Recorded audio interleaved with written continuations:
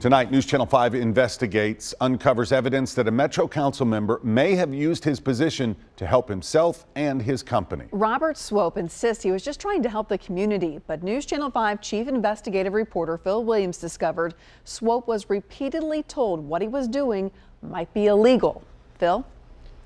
Well, guys, back in September, we first revealed Robert Swope's involvement in millions of dollars in no-bid deals with the state of Tennessee for supplies related to the COVID-19 pandemic and how he even tried to sell city officials. Now we've discovered he has also tried to talk his way into other big deals with the city with claims that don't always add up.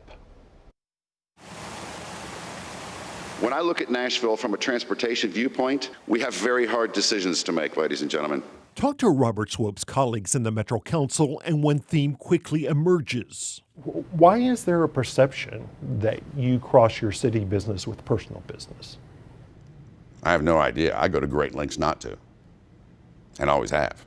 Take, for example, Swope's idea for intelligent transit for Nashville with self-driving autonomous vehicles, unveiled right before the 2018 referendum on Mayor Megan Barry's transit plan. Swope would later boast that his company, the Digit Group, or TDG, had won international acclaim for that proposal. I'm immensely proud of the work that my partners and I have done on this. We just won the AVT ACES Award, which is, in the autonomous vehicle world, it's probably the pinnacle of everything. Was that a legitimate award? Well, you tell me. The award citation said TDG was delivering the world's first autonomous public transportation system after, quote, receiving a mandate from Nashville voters. That was when we were killing the $9 billion referendum. But there was no referendum on your plan. No, there wasn't.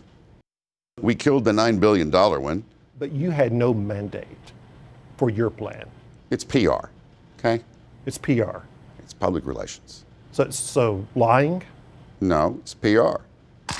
Last year, the Metro Council member and his business partner used that award as part of their unsuccessful effort to talk new Mayor John Cooper into adopting their plan. Swope emailed, "I am requesting a letter, nothing more. A simple letter stating that the city of Nashville supports the endeavors that my company is willing to invest upwards of $50 million to achieve." I had made an offer to this city to implement my intelligent transit program at no cost to this city in an experimental manner. In order to do that, our financial partners overseas needed something in writing from this city stating that they were interested in pursuing that.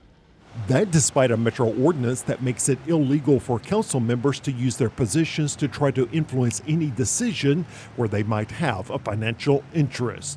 That was sent using council email, signed as a Metro councilman, where you stood to benefit. How is that not using your position?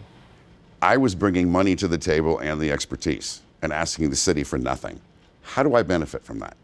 But check out Swope's plan, quote, "It is our intention to lease mass transit vehicles to the city." Were you told that that would be a conflict of interest? No.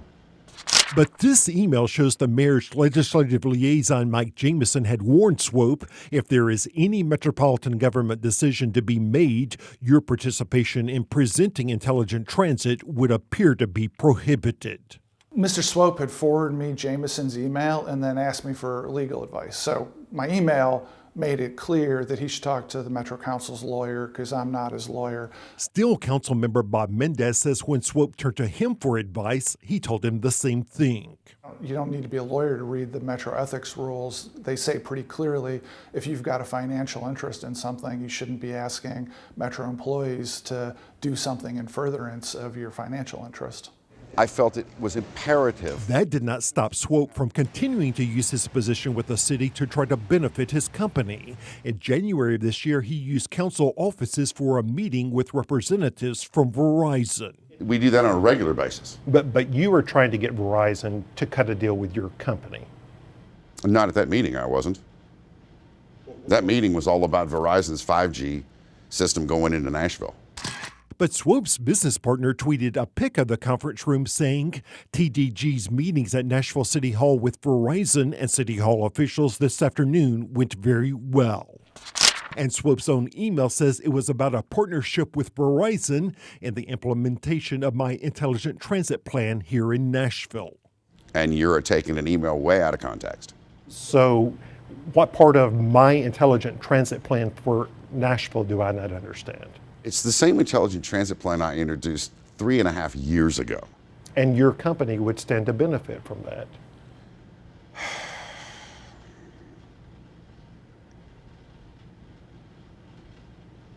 In the long run, yes.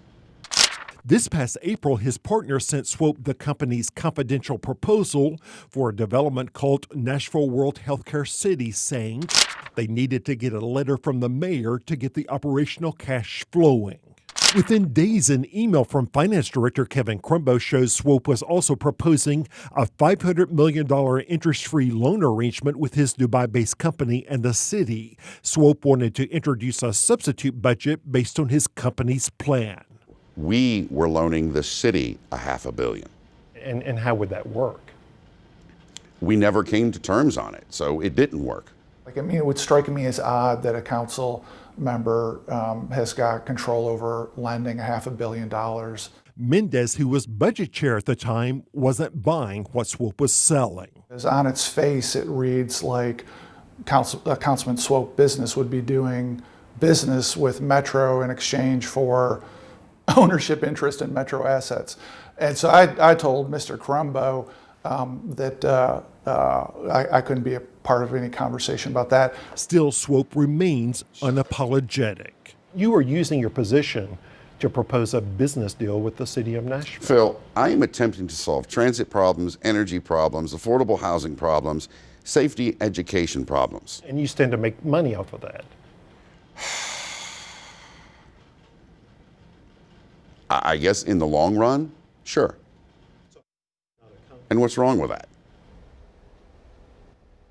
Well, again, what's wrong with that is that Metro's ethical conduct rules specifically prohibit council members from trying to influence any government decision where they might stand to profit. In those kinds of situations, if someone were to file a complaint against a council member, the Metro Board of Ethical Conduct would investigate and decide what action would be appropriate. Now, we've posted all the emails and other evidence on our website, newschannel5.com, so you can read them for yourself.